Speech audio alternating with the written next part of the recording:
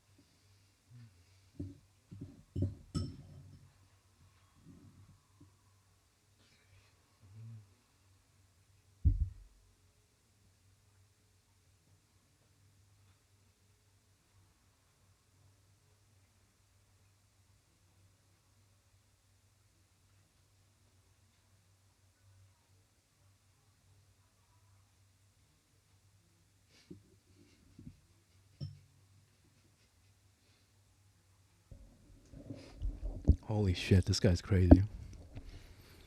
So what? The book I'm reading is called Alan Carr's Easy Way to Stop Smoking.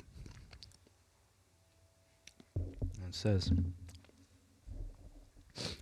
in the later years, I smoked 100 cigarettes a day on a bad day, and never less than 60. I can't wrap my head around that number, around that many cigarettes in a day. How many cigarettes does a normal pack have nowadays? I'm gonna assume 20. I think 20. I'll look it up later. Maybe 16, 18. I don't know. Damn, 100 a day. He's been doing that for 33 years.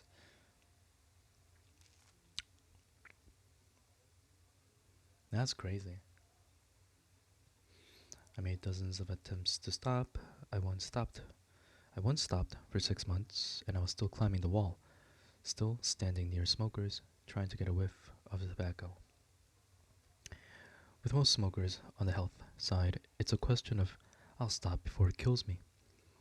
I had reached the stage where I knew it was killing me.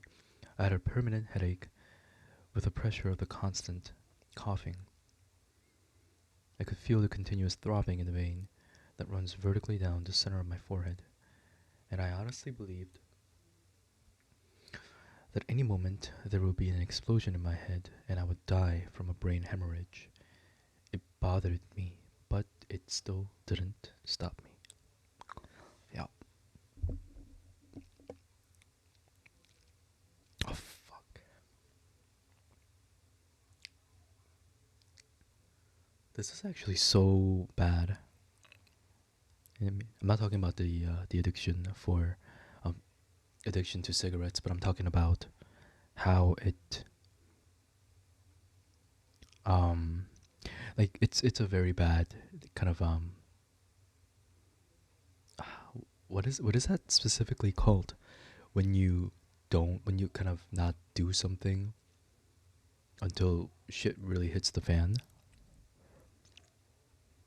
It's not procrastinating because procrastination you kind of um or is it a really severe case of procrastination because on both ends you eventually do it. Well, actually, the reason why I didn't say that it was procrastination was you get it done before it gets bad. Like there's usually a deadline for that. So it's not really work related. So I guess it is different.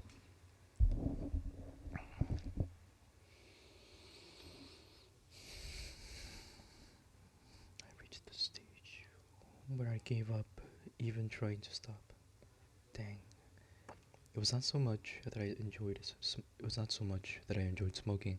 At some time in their lives, most smokers have suffered from the illusion that they enjoy the old they that they enjoy the odd cigarette, but I never suffered from that illusion. I always detested the taste, the smell, but I thought a cigarette gave me courage and confidence, and I was always miserable when I tried to stop.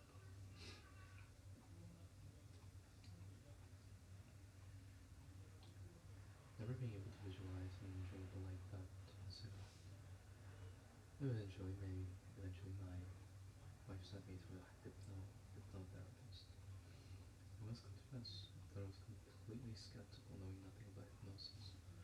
In those days, and having visions of a Vangala type figure with piercing eyes and a waving pendulum. I suffered many of the usual illusions that smokers have about smoking except one. I knew that I wasn't a weak-willed person. I was in control of all aspects. I was in control of all other aspects of my life. The cigarettes controlled me. I thought that hypnosis involved forcing of wills. And although I was not obstructive, like most smokers, I dearly wanted to stop. I thought no one was going to kick me, but I didn't need a smoke.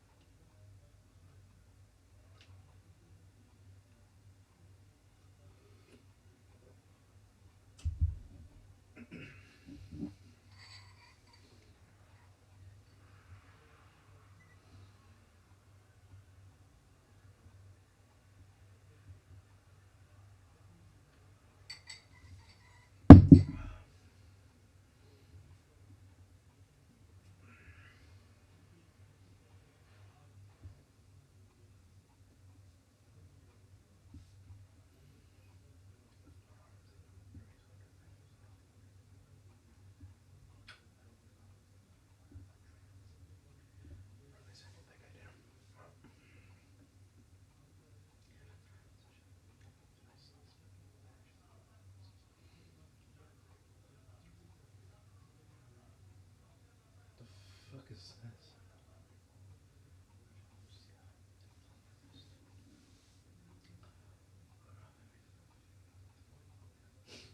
Hypnotherapy.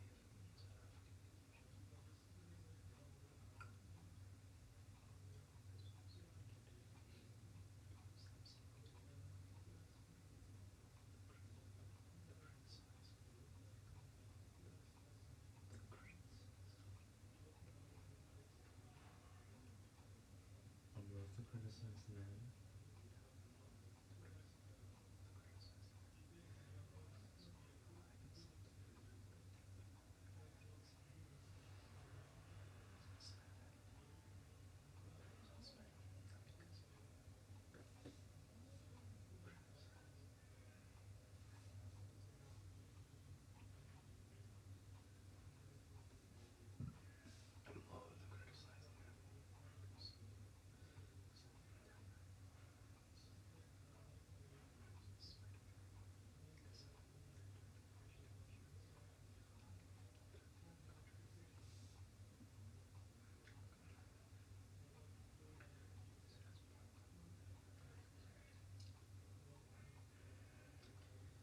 Power of suggestion.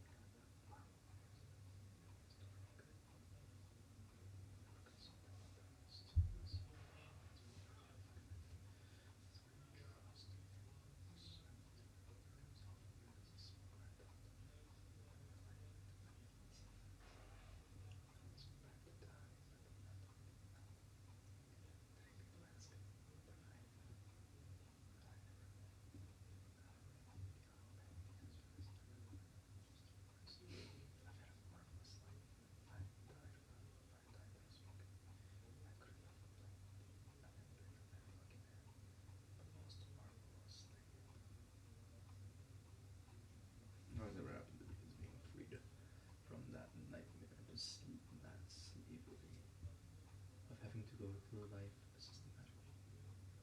Slavery of having to go through life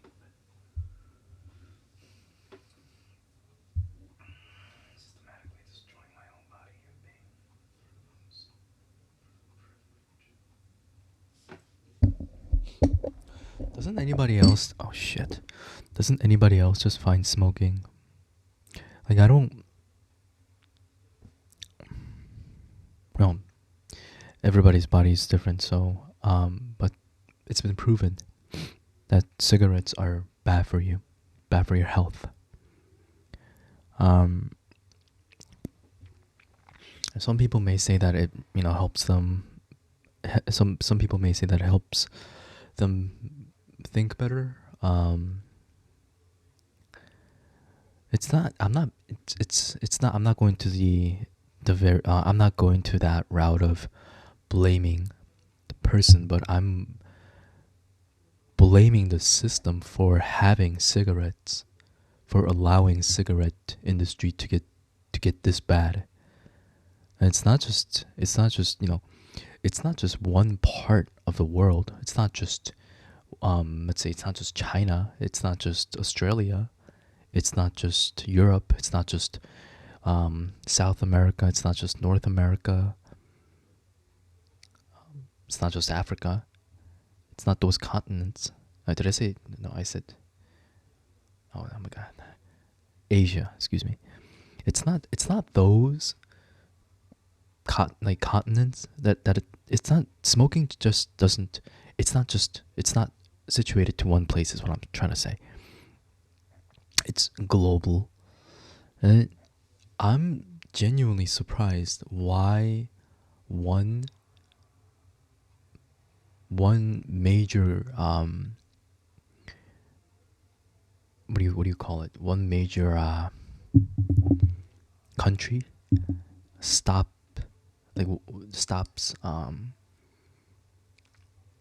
selling cigarettes commercially. It's been proven that it causes various health problems. It's been proven it ruins the lives of people. It's been proven that it kills people, ruins families. Death in the family always brings premature death, brings significant grief. I feel like, people say that alcohol and cigarettes, even if they can be stopped, people are gonna find ways to smuggle them. People are gonna find ways to brew their own alcohol in their homes, and it's gonna cause trouble with everything else. But I sincerely think, because I really think we need to ban. We need to. I think we need to do something about them. I think it's really bad. Cigarettes, alcohol. Yeah. I don't know. Personally speaking, I think everyone that is in their 20s, in their 30s, 40s knows someone who smokes, drinks.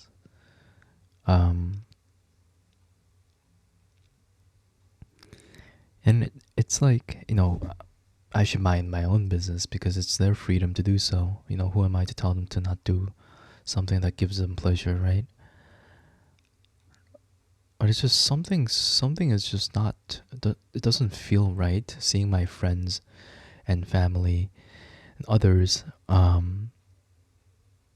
basically wither away their lives, detrimentally. I've always hated alcohol. I've always hated cigarettes. Any substances.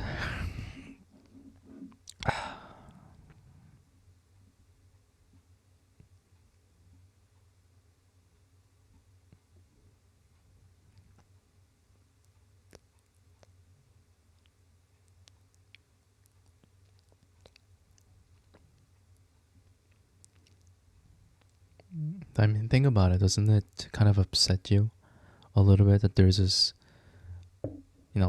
guy who's probably vacationing in some 5-star hotel, eating like one of the most expensive, food prepared and cooked by a team of very qualified chefs. He's probably eating some really good dessert too, with like some really exquisite wine.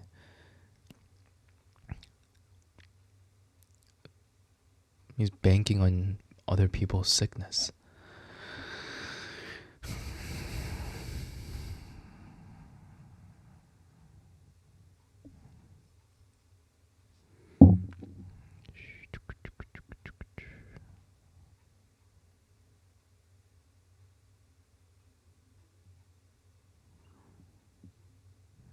Why it have been so ridiculously easy to stop? Whereas previously I had weeks of like depression, it took me a long time to work it all out. Basically, because I was going about it back to front. I was trying to figure out why it had been so easy to stop.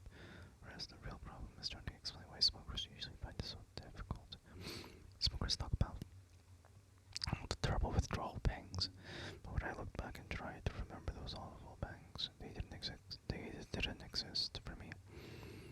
There was no physical pain, it was all in the mind. My full-time profession is now helping the smokers to be carefree. I'm very, very successful, and my clinics and books have helped cure millions of smokers. There's no such thing as a confirmed smoker. I've still not met anybody who was as badly hooked, or rather he thought he was as badly hooked as myself. Oh, come on, dude. Anybody can not only stop smoking, but also find it easy. It is basically fear that keeps us smoking.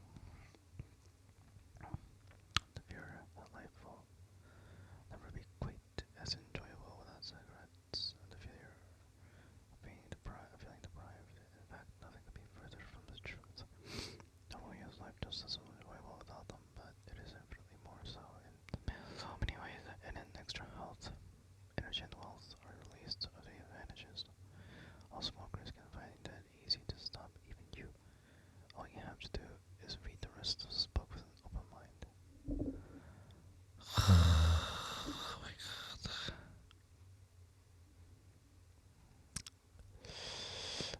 I might toss this book. I think this is not for me. Someone recommended this regarding addiction, and I was like, oh, that's interesting.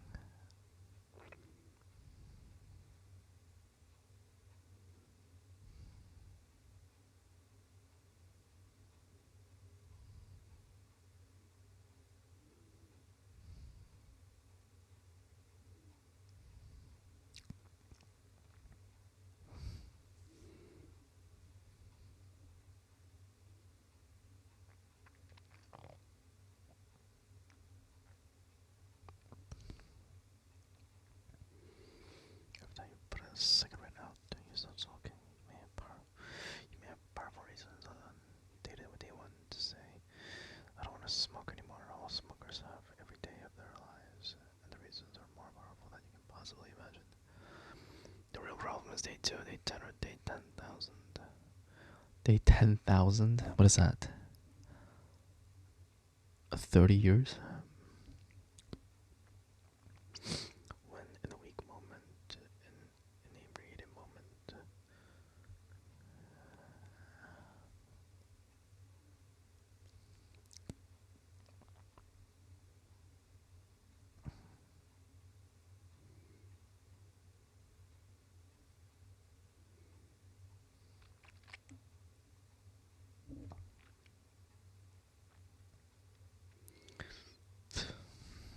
what do we want or need to do it?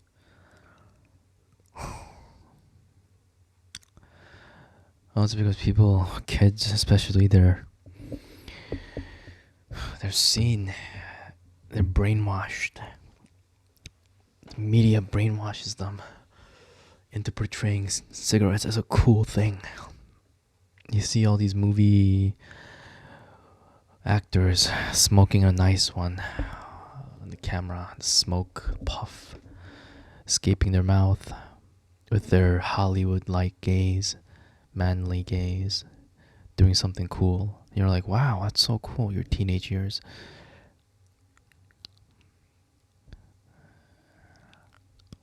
I'll tell you, it's disgusting. Wow, this is a good one. Nicotine addiction. Let's read this one. Colorless, oily compound is the drug contained in tobacco that addicts the smoker. It is the fastest addictive drug known to mankind, and it can take just one cigarette to become hooked. Yeah.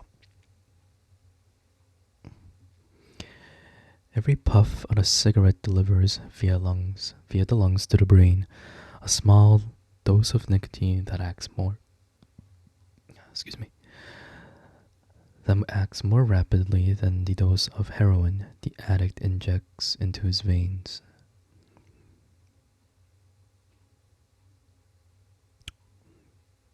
Oh, that's a really good sentence, actually. That's really frightening. If there are 20 puffs for you in a cigarette, you receive 20 doses of the drug with just one cigarette. Oh my god. Wow. Nicotine is a quick-acting drug, and levels in the bloodstream fall quickly to about half within 30 minutes of smoking a cigarette and to a quarter within an hour of finishing a cigarette. This explains why most smokers average about 20 per day. As soon as the smoker extinguishes the cigarette, the nicotine rapidly starts to leave the body, and the smoker begins to suffer withdrawal pangs.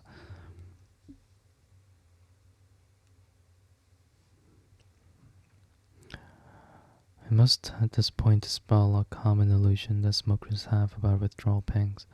Smokers think that withdrawal pangs are the terrible trauma they suffer when they try or are forced to stop smoking. These are in fact mainly mental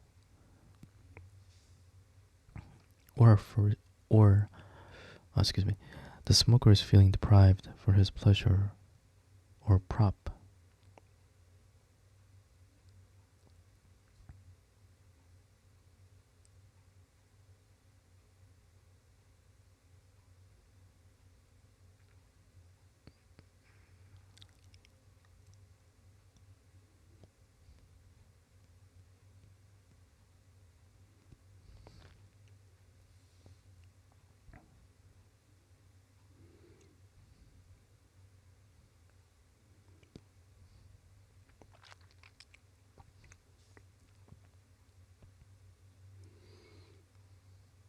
But you need to first accept that you are addicted.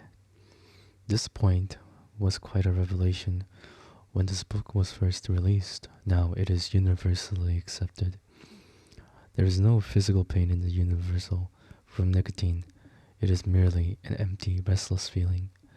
The feeling that something is missing. Which is why so many smokers think it is something to do with their hands. If it is prolonged, the smoker becomes nervous, insecure, agitated, lacking in confidence, and irritable. It is like hunger for poison or nicotine. Within 7 seconds of lighting a cigarette,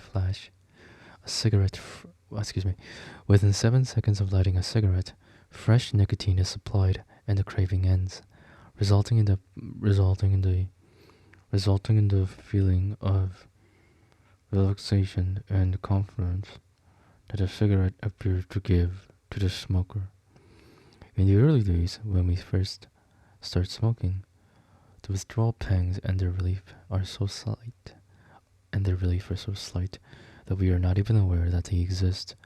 When we begin to smoke regularly, we think it is because we've come either to enjoy it or got into the habit. The truth is, we're already hooked. We do not realize it, but that little nicotine monster is already inside us, and every now and again, we have to feed it. All smokers start smoking for stupid reasons. Nobody has to. The only reason why anybody continues smoking, whether they be a casual or heavy smoker, is to feed that little monster.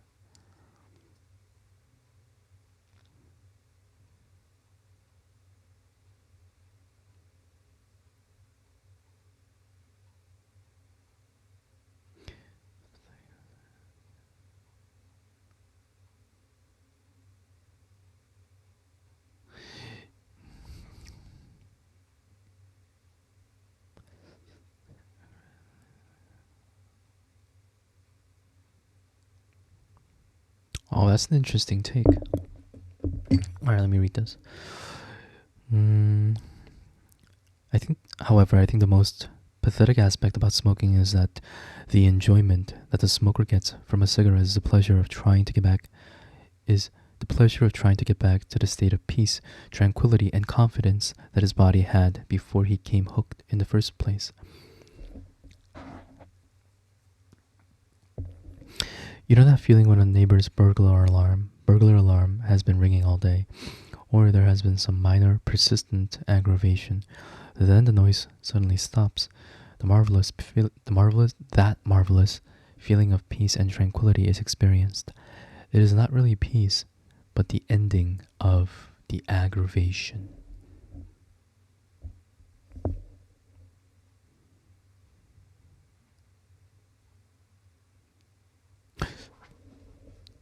I first I couldn't distinguish it because ending of the aggravation is peace. So why is he saying that it's not really peace, but the ending of the aggravation?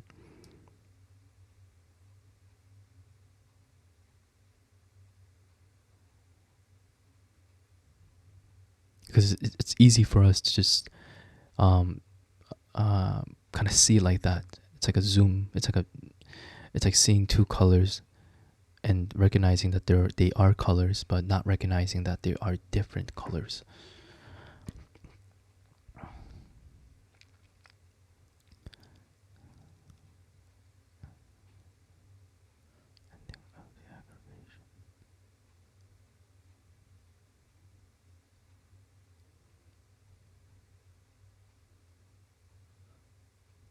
Holy shit! This is actually a really interesting way to look at things.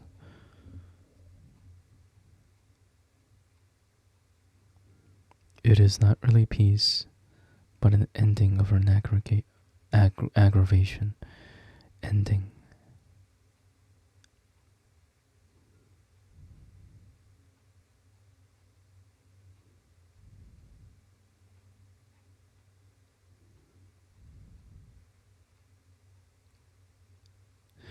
Interesting.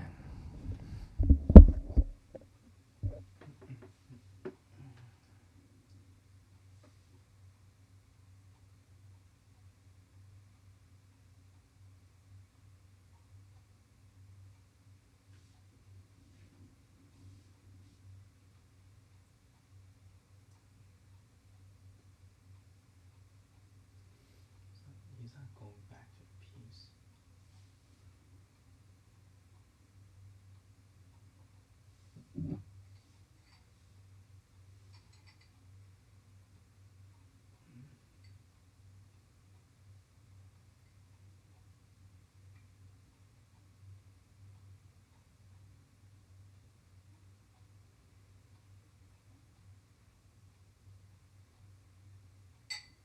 So he thinks.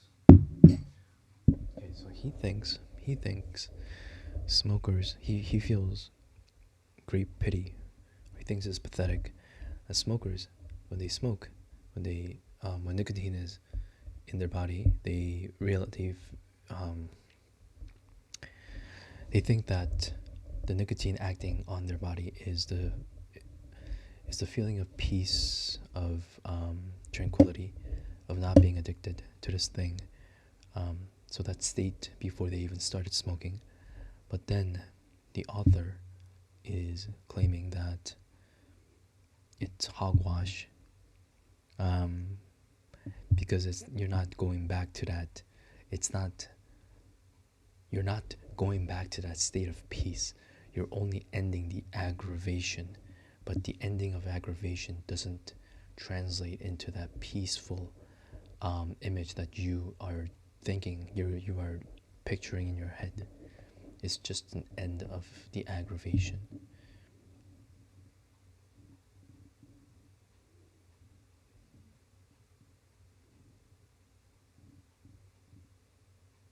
So if I may be really crude, and this may be a wrong excuse me, this may be a very poor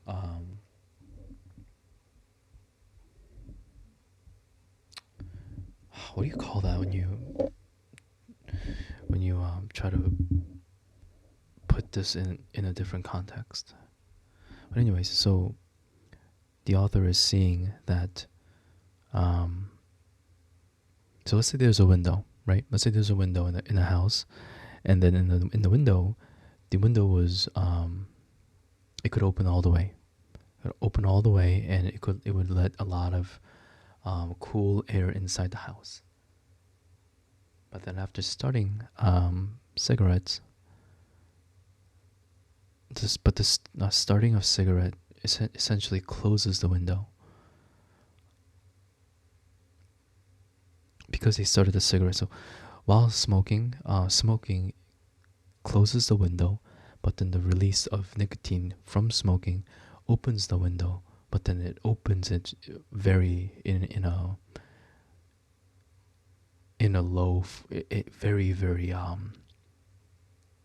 like not even 50% of the way.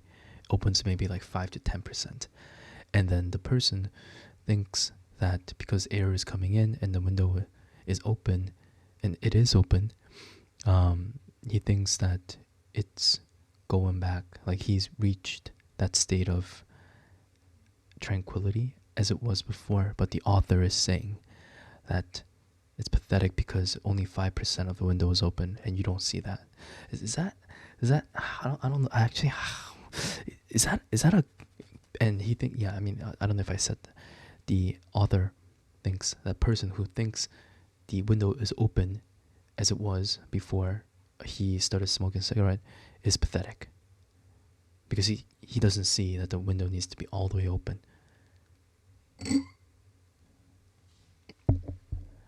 Well, it's pathetic and it's pitiful if it's like that.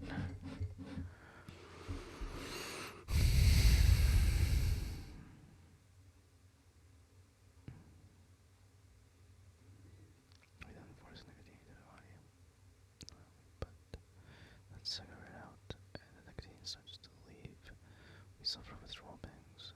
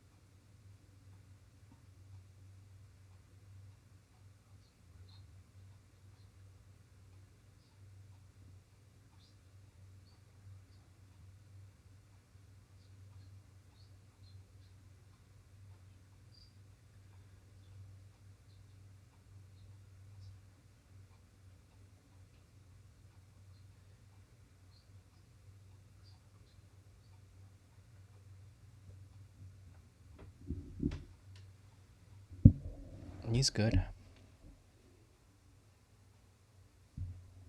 This is it's really it's honest. Yeah, that's interesting. Picture the utter joy when that addict can finally plunge. Really, that would actually give him pleasure by injecting themselves or less than mere thought feeling. On the other hand, so for that panic feeling, we talk about smoking being relaxing or giving satisfaction, but how can you be satisfied unless you weren't dissatisfied? Unless you weren't dissatisfied in the first place. Why don't non-smokers suffer this dissatisfied state? And why, after a meal, when non-smokers are completely relaxed, the smokers are completely unrelaxed until they have satisfied that little nicotine monster? Forgive me if I dwell on this subject for a moment. The main reason why smokers find it difficult to quit is that they believe that they are giving up a genuine pleasure or crutch. It is absolutely essential to understand that you are giving up nothing whatsoever. Wow. The main reason that smokers find it difficult to quit is that they believe that they are giving up a genuine pleasure or a crutch. It is absolutely essential to understand that you are giving up nothing whatsoever. The best way to understand the subtleties of the nicotine trap is to compare it with eating. If we are in the habit of eating regular meals, we are not aware of having hungry between meals. Only if the meal is delayed are we aware of being hungry, and even then, there is no physical pain, just an empty, insecure feeling which we know as I need to eat. There is physical pain. What is this guy saying? And the process of satisfying our hunger is a very pleasant pastime. All right, Mister. I don't quite follow this one. I get really, if I get physical, if I'm hungry, then not only can I not focus on anything, my head starts to hurt.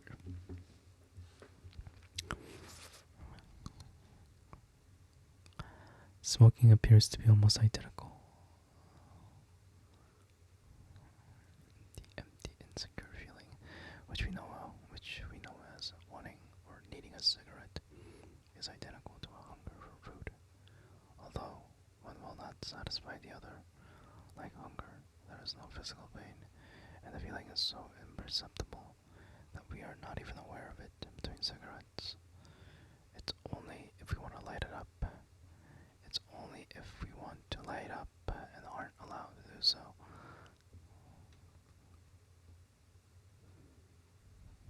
Okay.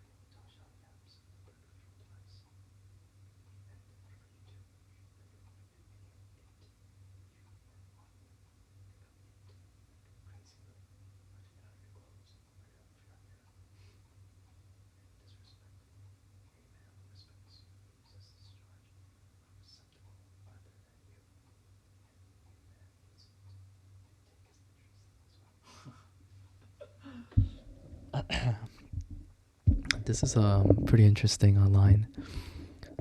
Let's see. I'm gonna read the whole. I'm just gonna read the whole paragraph. She looks. Where should I read this? Okay. She looks at me like I'm an idiot. My husband taught my son about condoms with a banana. And when my friend's daughter asked her mom what it felt like to have a penis inside her, her mother directed her to the vegetable bin and said, Male genitalia are like vegetables. They come in all shapes and sizes. There are carrots and zucchini and hothouse cucumbers. She was fond of telling her girls that in a pinch they could use the free hotel shower caps as a birth control device. And whatever you do, you never want to get any of it in you or on you. Think of it like crazy glue, hard to get out of your clothes or of your hair, and disrespectful. Any man who respects you leaves his discharge in a receptacle other than you, and any man who doesn't should take his interest elsewhere. I think that comparison to crazy glue is pretty interesting.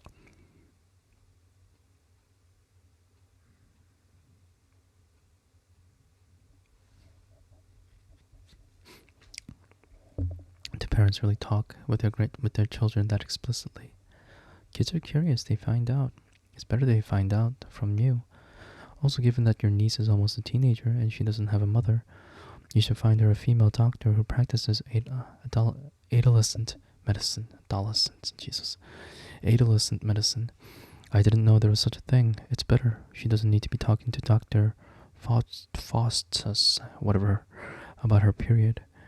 How did you know she goes to Faustus? She rolls her eyes, because that's where everyone goes, she says, and then asks me to go get her a non-fat frozen yogurt with rainbow sprinkles. But you wonder why I can't get it for myself? Yeah, that's a little strange how she knows that.